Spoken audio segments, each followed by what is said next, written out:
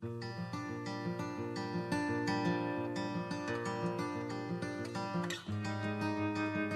is March 8th. Did Israel complain a lot? Let's find out together as we read Numbers 11 through 14.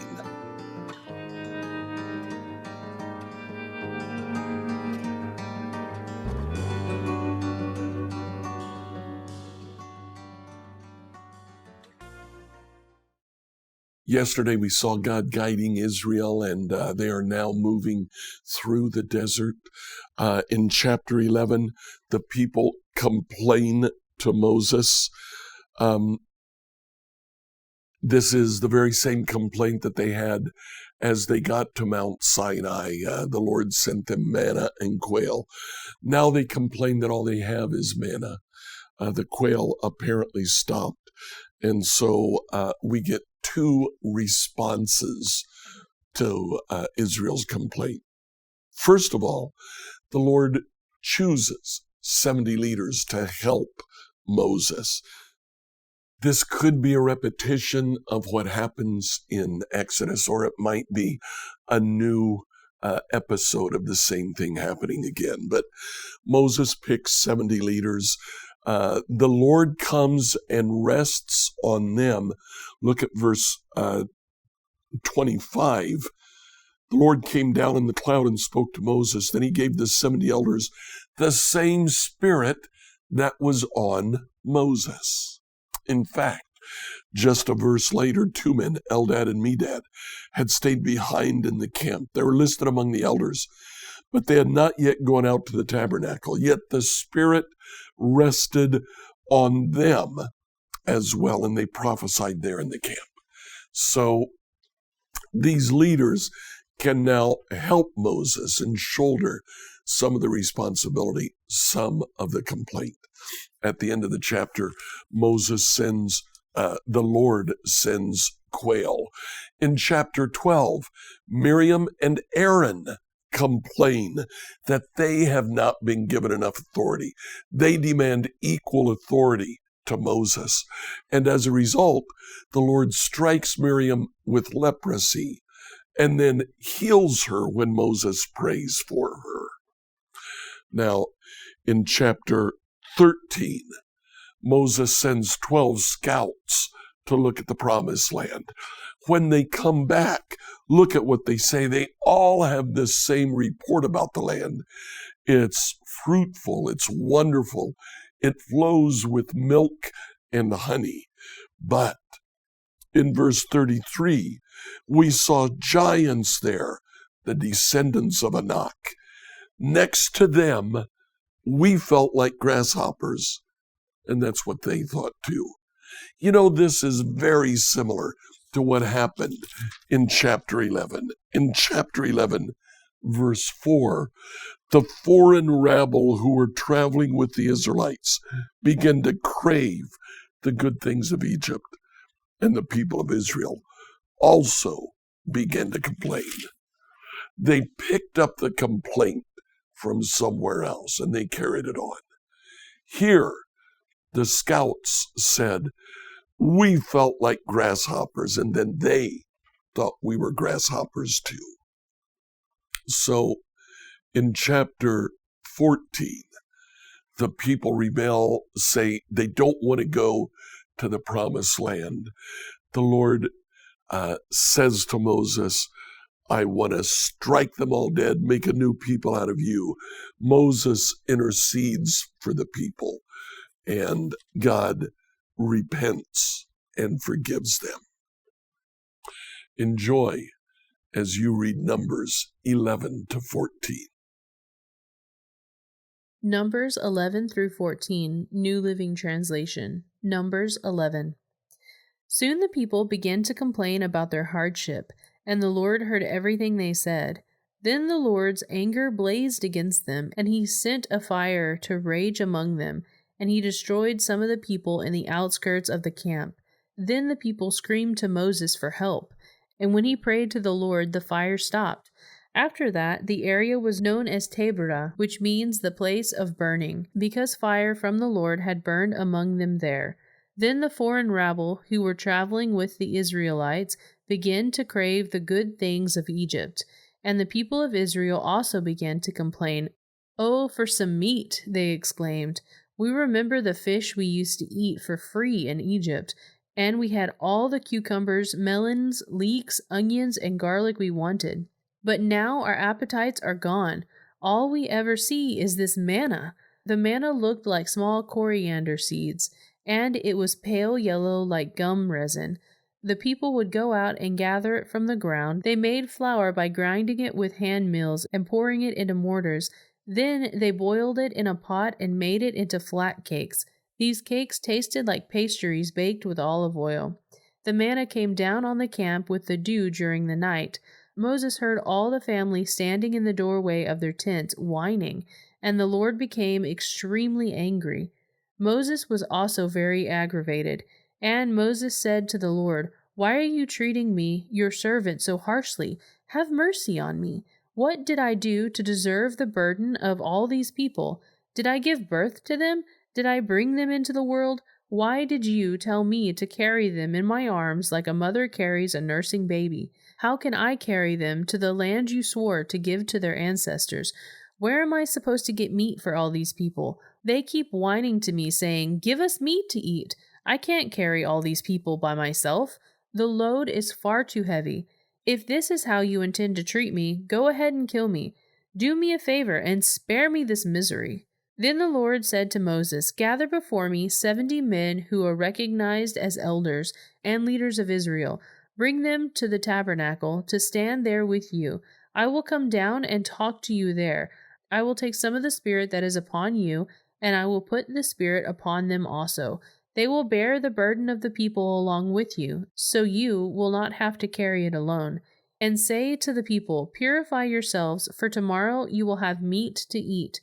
You are whining, and the Lord heard you when you cried, 'Oh, for some meat! We were better off in Egypt.' Now the Lord will give you meat, and you will have to eat it. It won't be for just a day or two, or 5 or 10 or even 20. You will eat it for a whole month until you gag and are sick of it. For you have rejected the Lord, who is here among you, and you have whined to him, saying, 'Why did we ever leave Egypt?' But Moses responded to the Lord, 'There are 600,000 foot soldiers here with me, and yet you say, I will give them meat for a whole month? Even if we butchered all our flocks and herds, would that satisfy them? Even if we caught all the fish in the sea, would that be enough?' Then the Lord said to Moses, 'Has my arm lost its power? Now you will see whether or not my words come true.' So Moses went out and reported the Lord's words to the people. He gathered the 70 elders and stationed them around the tabernacle. And the Lord came down in the cloud and spoke to Moses. Then he gave the 70 elders the same spirit that was upon Moses. And when the Spirit rested upon them, they prophesied, but this never happened again. 2 men, Eliad and Medad, had stayed behind in the camp. They were listed among the elders, but they had not gone out to the tabernacle. Yet the Spirit rested upon them as well. So they prophesied there in the camp. A young man ran and reported to Moses, "Eldad and Medad are prophesying in the camp." Josiah, son of Nun, who had been Moses' assistant since his youth, protested, "Moses, my master, make them stop." But Moses replied, "Are you jealous for my sake? I wish that all the Lord's people were prophets, and that the Lord would put his Spirit upon them all." Then Moses returned to the camp with the elders of Israel. Now the Lord set a wind that brought quail from the sea and let them fall all around the camp. For miles in every direction there were quail flying about 3 feet above the ground. So the people went out and caught quail all that day and throughout the night, and all the next day too. No one gathered less than 50 bushels. They spread the quail all around the camp to dry, but while they were gorging themselves on the meat, while it was still in their mouths, the anger of the Lord blazed against the people, and he struck them with a severe plague. That place was called Kibroth Hattaavah, which means graves of gluttony, because there they buried the people who craved meat from Egypt. From Kibroth Hattaavah, the Israelites traveled to Hazeroth, where they stayed for some time. Numbers 12. While they were in Hazeroth, Miriam and Aaron criticized Moses because he had married a Cushite woman. They said, "Has the Lord spoken only through Moses? Hasn't he spoken through us too?" But the Lord heard them. Now Moses was very humble, more humble than any other person on earth. So immediately the Lord called Moses, Aaron, and Miriam and said, "Go out to the tabernacle, all three of you." So the three of them went to the tabernacle. Then the Lord descended in a pillar of cloud and stood at the entrance of the tabernacle. "Aaron and Miriam," he called, and they stepped forward. And the Lord said to them, "Now listen to what I say. If there were prophets among you, I, the Lord, would reveal myself in visions. I would speak to them in dreams, but not with my servant Moses. Of all my house, he is the one I trust. I speak to him face to face, clearly, and not in riddles. He sees the Lord as he is. So why were you not afraid to criticize my servant Moses?" The Lord was very angry with them, and he departed. As the cloud moved from above the tabernacle, there stood Miriam, her skin as white as snow from leprosy. When Aaron saw what had happened to her, he cried out to Moses, "Oh, my master, please don't punish us for this sin we have so foolishly committed. Don't let her be like a stillborn baby already decayed at birth." So Moses cried out to the Lord, "Oh God, I beg you, please heal her." But the Lord said to Moses, "If her father had done nothing more than spit in her face, wouldn't she be defiled for 7 days? So keep her outside the camp for 7 days, and after that she may be accepted back." So Miriam was kept outside the camp for 7 days, and the people waited until she was brought back before they traveled again. Then they left Hazeroth and camped in the wilderness of Paran. Numbers 13. The Lord now said to Moses, "Send out men to explore the land of Canaan, the land I am giving to the Israelites. Send one leader from each of the 12 ancestral tribes." So Moses did as the Lord commanded him. He sent out 12 men, all tribal leaders of Israel, from their camps in the wilderness of Paran. These were the tribes and the names of their leaders: Reuben, Shammua, son of Zachar; Simeon, Shaphat, son of Hori; Judah, Caleb, son of Jephunneh; Issachar, Igel, son of Joseph; Ephraim, Hoshea, son of Nun; Benjamin, Paltai, son of Raphu; Zebulun, Gadiel, son of Sodai; Manasseh, son of Joseph; Gadi, son of Susi; Dan, Amiel, son of Gamalai; Asher, Sethru, son of Michael; Naphtali, Nabi, son of Zephirsi; Gad, Guel, son of Maki. These are the names of the men Moses sent out to explore the land. Moses called Hoshea, son of Nun, by the name Joshua.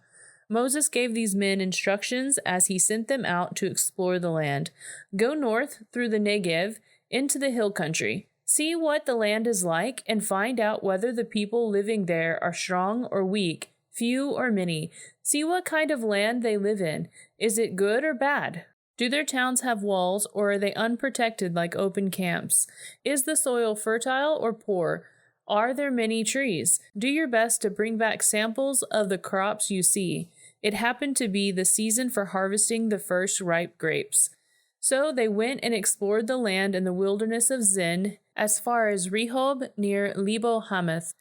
Going north, they passed through the Negev and arrived at Hebron, where Ahiman, Sheshai, and Talmai, all descendants of Anak, lived. The ancient town of Hebron was founded 7 years before the Egyptian city of Zoan. When they came to the valley of Eshcol, they cut down a branch with a single cluster of grapes so large it took 2 of them to carry it on a pole between them. They also brought back samples of pomegranates and figs. The place was called the Valley of Eshcol, which means cluster, because of the cluster of grapes the Israelite men cut there. After exploring the land for 40 days, the men returned to Moses, Aaron, and the whole community of Israel in Kadesh, in the wilderness of Paran. They reported to the whole community what they had seen and shown them the fruit they had taken from the land. This was their report to Moses. We entered the land you sent us to explore, and it is indeed a bountiful country, a land flowing with milk and honey. Here is the kind of fruit it produces, but the people living there are powerful, and their towns are large and fortified. We even saw giants there, the descendants of Anak. The Amalekites live in the Negev, and the Hittites, Jebusites, and Amorites live in the hill country. The Canaanites live along the coast of the Mediterranean Sea, along the Jordan Valley.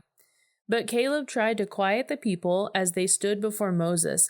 "Let us go at once to take the land," he said. "We can certainly conquer it."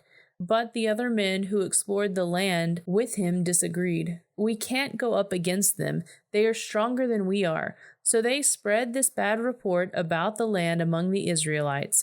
"The land we traveled through and explored will devour anyone who goes to live there. All the people we saw were huge. We even saw giants there, the descendants of Anak. Next to them, we felt like grasshoppers, and that's what they thought too." Numbers 14. Then the whole community began weeping aloud, and they cried all night. Their voices rose in a great chorus of protest against Moses and Aaron.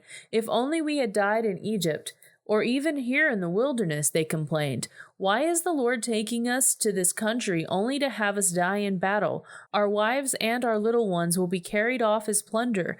Wouldn't it be better for us to return to Egypt?" They plotted among themselves, "Let's choose a new leader and go back to Egypt." Then Moses and Aaron fell face down on the ground before the whole community of Israel. Two of the men who had explored the land, Joshua son of Nun, Caleb son of Jephunneh, tore their clothing. They said to all the people of Israel, "The land we traveled through and explored is a wonderful land. And if the Lord is pleased with us, he will bring us safely into the land and give it to us.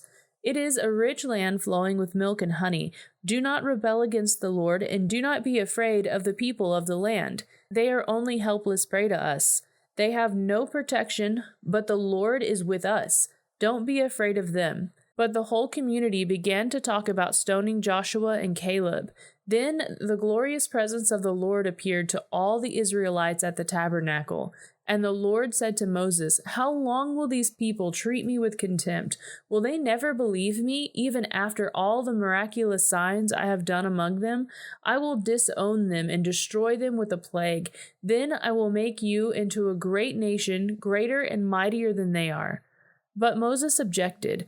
"What will the Egyptians think when they hear about it?" He asked the Lord. "They know full well the power you display in rescuing your people from Egypt. Now, if you destroy them, the Egyptians will send a report to the inhabitants of this land, who have already heard that you live among your people. They know, Lord, that you have appeared to your people face to face, and that your pillar of clouds hovers over them. They know that you go before them in the pillar of cloud by day and a pillar of fire by night. Now if you slaughter all these people with a single blow, the nations that have heard of your fame will say, 'The Lord was not able to bring them into the land he swore to give them, so he killed them in the wilderness.' Please, Lord, prove your power is as great as you have claimed. For you said, 'The Lord is slow to anger and filled with unfailing love, forgiving every kind of sin and rebellion.' But he does not excuse the guilty. He lays the sins of the parents upon their children. The entire family is affected, even children in the third and fourth generations. In keeping with your magnificent, unfailing love, please pardon the sins of this people, just as you have forgiven them ever since they left Egypt." Then the Lord said, "I will pardon them as you have requested, but as surely as I live, and as surely as the earth is filled with the Lord's glory, not one of these people will ever enter that land.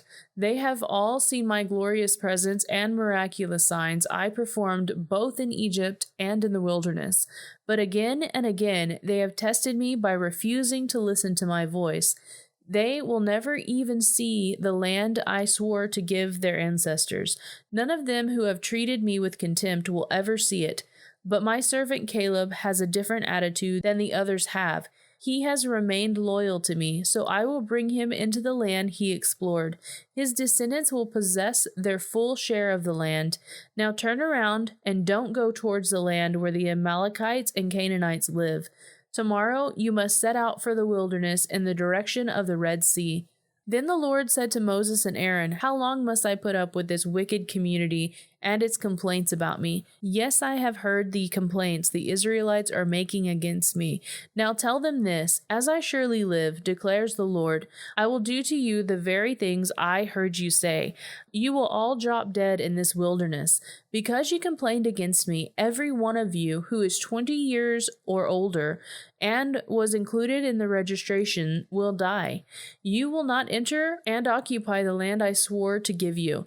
The only exceptions will be Caleb, son of Jephunneh, and Joshua, son of Nun. You said your children would be carried off as plunder. Well, I will bring them safely into the land, and they will enjoy what you have despised. But as for you, you will drop dead in this wilderness, and your children will be like shepherds wandering in the wilderness for 40 years. In this way, they will pay for your faithlessness, until the last of you lies dead in the wilderness. Because your men explored the land for 40 days, you must wander in the wilderness for 40 years, a year for each day, suffering the consequences of your sin. Then you will discover what it is like to have me for an enemy. I, the Lord, have spoken. I will certainly do these things to every member of the community who has conspired against me. They will be destroyed here in this wilderness, and here they will die. The 10 men Moses had sent to explore the land, the ones who incited rebellion against the Lord with a bad report, were struck dead with a plague before the Lord. Of the 12 who had explored the land, only Joshua and Caleb remained alive. Then Moses reported the Lord's words to all the Israelites. The people were filled with grief. Then they got up early the next morning and went to the top of the range of hills. Let's go, they said. We realize that we have sinned, but now we are ready to enter the land the Lord has promised us. But Moses said, Why are you now disobeying the Lord's orders to return to the wilderness? It won't work. Do not go up into the land now. You will only be crushed by your enemies because the Lord is not with you. When you face the Amalekites and the Canaanites in battle, you will be slaughtered. The Lord will abandon you because you have abandoned the Lord. But the people defiantly pushed ahead towards the hill country, even though neither Moses nor the ark of the Lord's covenant left the camp. Then the Amalekites and the Canaanites who lived in those hills came down and attacked them and chased them back as far as Hormah. Scripture reading by Emily Herrera. Like, follow, and subscribe to this devotional on whatever platform you use to listen to it. Tomorrow, we'll ask, are there any small jobs when you serve the Lord?